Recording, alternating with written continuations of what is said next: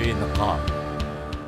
बेईमानी ख्वाह कोई भी करे काबिल मजम्मत है, लेकिन अगर यही फेल सुन्नत नबी की निशानी चेहरे पे सजाए कोई शैतान करे तो ये जुर्म कुछ और भी ज्यादा नाकाबिले माफी शक्ल इख्तियार कर लेता। और यही कुछ भट्टी नामी इस नामनियाद आमिल के साथ भी हुआ, जो यूं तो न जाने कब से लोगों को बेवकूफ बनाता आ रहा था, मगर महज एक कमजोर लम्हे ने भरे बाजार में इसका पोल खोल कर रख दिया। इन जाली आमलों का ये किस्सा यही खत्म नहीं होता, बल्कि अभी कुछ और नाम भी हैं जिनके बगैर दरोग गोई और धोखाधड़ी की यह दास्तान अधूरी रह जाएगी। ऐसा ही एक नाम है गोलीमार चौरंगी पर वाक़े एक छोटे से कमरे में मुकीम एक और आमिल का। आइए देखते हैं बेनकाब की टीम के इस सफ़र के दौरान क्या मज़े का खेज बातें सामने आए। वजीफ़े पढ़ता हूँ, जो वजीफ़े दिए जाते हैं ना वही पढ़े जाते हैं, ज़्यादा नहीं। नहीं, कुरान पाक नहीं पढ़ा। छोटा कलमा याद है? नहीं। क्या नहीं याद। पांचवा कलमा याद है? नहीं याद। चौथा? नहीं याद। हम तो खुद लोगों के भले के लिए बैठे हैं, हम लोगों का भला करते हैं। आपको क्या मालूम, आप तो आज आए हो हमारे पास। ये हमारा ख़ानदानी फील्ड है, हमें पीछे से बख्शा हुआ है। अभी तो फिर पीर साहब को बुलाना पड़ेगा, उस टाइम पे आपको वो चीज़ का लेटर दिखाएं जो कोर्ट की तरफ से हमें मिला हुआ है, तो वही आपको चीज़ दिखाएंगे। जारी बात, वो पूरी गवर्नमेंट को इस चीज़ को मानती है। और अब देखिए लियारी के पसमानदा इलाके में मौजूद एक और नाम नेहाद आमिल की हकीकत।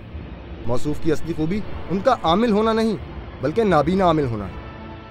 मोहम्मद अली जैसा मुबारक नाम होने के बावजूद इन साहब की शख्सियत पर अपने नाम का कोई असर नहीं पड़ा। आइए देखते हैं बेनकाब की टीम से उनकी क्या गुफ्तगू है। यानी जो भी काम करते हो जो हाँ मतलब कि मतलब हर चीज़ जद्दीजहद है, नाकाम हो जाती है। नाकाम हो जाती है। ठीक है, आप समझ रहे हैं? उसके साथ मंगनी है, उसका नाम मालूम है सर? मंगनी तो नहीं हुई है, लेकिन वो मुझसे नहीं करना चाह रही। लड़की नहीं करना चाह रही? लड़की नहीं, लड़की की अब्बा। लड़की बिल्कुल सही, क्लियर, तैयार, हाँ, A1 तरीके से, बिल्कुल A1 तरीके से तैयार। मैं कहीं और होने ही नहीं दूंगा। अगर आपकी इतनी तकलीफ और उम्मीद से आप आए हो ना, मेरा जो अमलियात का कार्ड है ना, वो मैं आपको अगर देता हूँ आप हैरान हो जाओगे। मेरे को तकरीबन इतने चैलेंजेस का सामना है कि मेरे ऊपर हमले हुए हैं कातिलाना। अच्छा जनाब, हम उस कॉलोनी में जो हमला हुआ था ना, वो एक राजू के बाद बात बताइए, तब तस्वीर था कि मोहम्मद अली नक्वी को मारा गया, तो मैं था। सर मुझे सिर्फ 10 मिनट देखने के, ताकि मैं आप लोग का अस्पताल देख लूँ कि किस तरह मिल रहा है, नहीं मिल रहा है, और अगर मिल रहा है तो क्या रुकावटें हैं, अगर रुकावटें नहीं है तो क्यों नहीं हो रहा है। ठीक है, ये सब कुछ मुझे देखने दो। ठीक है। बातचीत के जरिए हासिल की गई मालूमात इतनी काफ़ी थी कि बेनकाब की टीम को मजीद मालूमात की ज़रूरत ना रही। और जब मोहम्मद अली नक्शबंदी सितारों की चाल मालूम करने घर के अंदर गए तो बेनकाब की टीम ने वापसी की राह। जरा अंदाजा कीजिए, आंखें ना होने पर इन मोहतरम का ये हाल है। अगर आंखें होती तो न जाने क्या क़यामत ढा देते। चंद रुपयों के लिए इनकी हवस और जज्बा लूटमार यकीनन नस्ली चोरों के लिए भी मशले रहा है। और अब देखिए कराची के इलाके कालापुल में मुकीम जुनैद बंगाली नामी एक और जाली आमिल का अहवाल, जिसके कारनामों से इलाके का बच्चा बच्चा वाकिफ है। हाँ, अगर कोई इन तमाम बातों से बेखबर है तो वो है खुद हुकूमत और उसकी मशीनरी। इलाके के लोगों के मुताबिक जुनैद बंगाली नामी ये शख्स काले जादू का माहिर है और अपनी शातराना चालों के सबब अपने पास आने वाले किसी भी मर्द या औरत के जहन पर पूरी तरह हावी हो जाता है।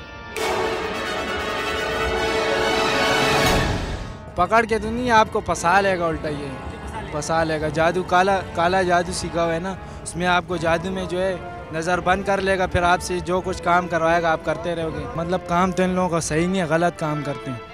पहले भी 1-2 दफ़ा पुलिस वाले ले गए थे इसको, फिर उसके बाद इन्होंने ये जगह ख़रीद ली है।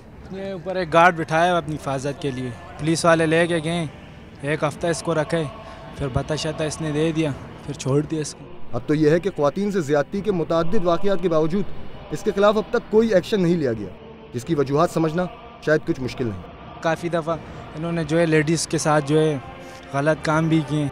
इन तमाम तल्ख़ हक़ाइक़ को जान लेने के बावजूद काबिल सताइश अहले मोहल्ला का जज्बा ताउन, जो इन्हें शैतान सिफ्त आमिल के खिलाफ उठने ही नहीं देता। कभी आप इनके पास गए? नहीं, और हम क्रिश्चियन, हम ये चीज़ों को मानते नहीं हैं। आपने कभी इनको बोला है आपके पड़ोसी है कि ये सब क्या हो रहा है? नहीं, हमारा कोई वास्ता ही नहीं। इससे कोई फर्क नहीं पड़ता कि आपके बराबर में कोई कुछ भी कर रहा है? हाँ, कुछ भी करे भाई, उनका घर है, उनका खुद का घर है, खरीदा हुआ घर है भाई, हमको क्या वास्ता। हमने देखा है कई ऐसे खुदाओं को यहाँ सामने, जिनके वो सचमुच के खुदा कुछ भी नहीं। इससे बड़ी बदकिस्मती भला और क्या होगी कि दुनिया इस्लाम जो कभी दीन अकबरी जैसे फितनों की चशमदीद गवाह रही है, आज एक बार फिर मजहब के नाम पर दुकानदारी चमकाने वाले इन झूठे पीरों और आमलों की शरंगेजियों पर नोहा कना है।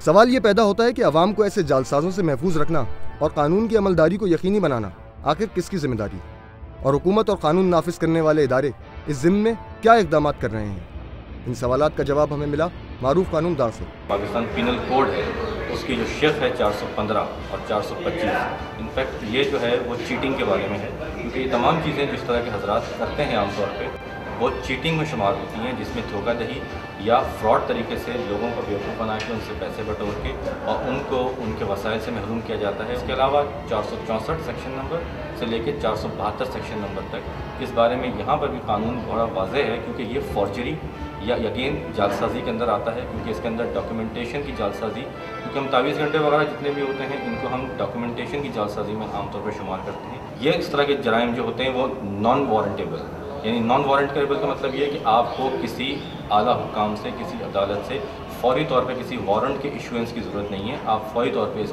शख्स को या ऐसे अफराद को कानूनी गिरफ्त में ला सकते हैं। कानून में इसकी सज़ा तकरीबन 6 महीने बनती है। फिर मैं आपसे ये कहूँगा फॉल्ट की बात हम इसमें ना कर सकेंगे। इसकी वजह यही कि ये तीनों चीज़ें सिस्टम का हिस्सा हैं और इनमें से कोई भी अपने तौर पर आइसोलेशन में काम नहीं करता। तीनों चीज़ें आपस में मिलकर सिंक्रोनाइज मैनर में काम करती हैं। जहाँ तक ताल्लुक़ इस बात का कि लोग 50 लाख या कोई भी मोटी रकम देकर छूट गए हैं, फिर मैं आपसे ये कहूँगा कि इसकी वजह ये हो सकती है कि शायद इन्वेस्टिगेशन में कहीं पे झोल रह गया हो। इस वजह से इन्वेस्टिगेशन इस बात को साबित ना कर सकी हो कि इस पे शख्स पे वो इल्ज़ाम जिसके लिए इसको यहाँ लाया गया है वो साबित होता है या नहीं साबित होता है। दूसरी बात, जहाँ तक हम ये बात करेंगे कि इन सज़ाएँ नहीं दी गई, ऐसी कोई बात नहीं है। क़वानीन की किताबों में ऐसे तमाम रेफरेंसेस, तमाम चीज़ें भरी पड़ी हैं जिसमें आपको ऐसे रिकॉर्ड्स मिल जाएंगे जिसमें इस किस्म के काम करने वालों को सज़ाएँ दी गई हैं। काबिल अफसोस अमर तो ये है कि नाम नेहाद मसीहाओं की तरवीज में अवामुन्नास के साथ साथ खुद मीडिया ने भी अहम किरदार अदा किया है, जिसके बगैर इन अनासिर की बका पर यकीनन सवालिया निशान लग चुका होता। मुल्क के कई मारूफ अखबारात और टीवी चैनल्स पर इन फरेबियों के बड़े बड़े इश्तिहारात इस बात का नाकाबिले तरदीद सबूत है। मीडिया की बुनियादी जिम्मेदारी ही माशरा होती है, क्योंकि आप जो भी लिखते हैं और जो भी आज़ादी सहाफ़त या आज़ादी इज़हार की बात करते हैं तो वो अपने लिए नहीं मांगते, आप लोगों के लिए मांगते हैं कि लोगों की। इसलिए चूँकि अखबारात में कोई चीज़ छपती है या टीवी चैनल के ऊपर कोई चीज़ जाती है तो वो किसी एक महदूद लोगों पे असरअंदाज नहीं होती, बल्कि सोसाइटी के एक बड़े तबके पे असरअंदाज होती है। अखबारी मालकान जो हैं वो इन चीज़ों का ख्याल रखें कि हर चीज़ इश्तिहार के उसमें हर चीज़ को कमर्शलाइज ना करें इन चीज़ों पे, इसलिए कि इससे बहुत बड़े तबके को आप नुकसान पहुंचा सकते हैं। आप कभी किसी जाली डॉक्टर्स का उनकी अगर आप इश्तिहारात छापेंगे या जिस तरह ये आमिल वो हैं या ये जो हाथ देखते हैं, पहले तो ये इवनिंगर्स में बहुत ज़्यादा ट्रेंड था कि इवनिंग न्यूज़पेपर्स जो हैं वो इस तरह के इश्तिहारात बहुत ज़्यादा छापते थे पैसा कमाने के लिए, लेकिन अब ये ट्रेंड जो है वो बड़ी तादाद में जो है वो नेशनल न्यूज़पेपर्स में भी आ गया है। इसमें बहुत ज़्यादा जिम्मेदारी जो है वो अखबारी मालकान की बनती है कि उन्हें चाहिए इस सिलसिले में कोई, और होता है एडवर्टाइजमेंट्स का भी कोड ऑफ कंडक्ट होता है। ऐसा नहीं है कि एडवर्टाइजिंग में हर चीज़ आप छाप सकते हैं, उनका भी कोड ऑफ कंडक्ट होता है। तो मैं समझता हूँ कि ये उसकी वायलेशन में आती हैं इस तरह की इश्तिहारात देना। बेनकाब